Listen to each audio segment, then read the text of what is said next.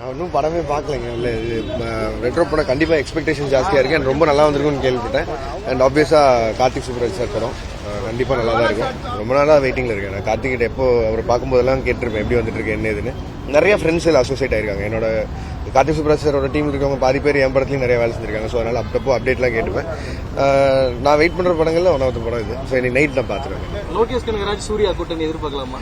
கண்டிப்பாக ரோலெக்ஸ் இருக்குல்ல. ஸோ அதுக்கு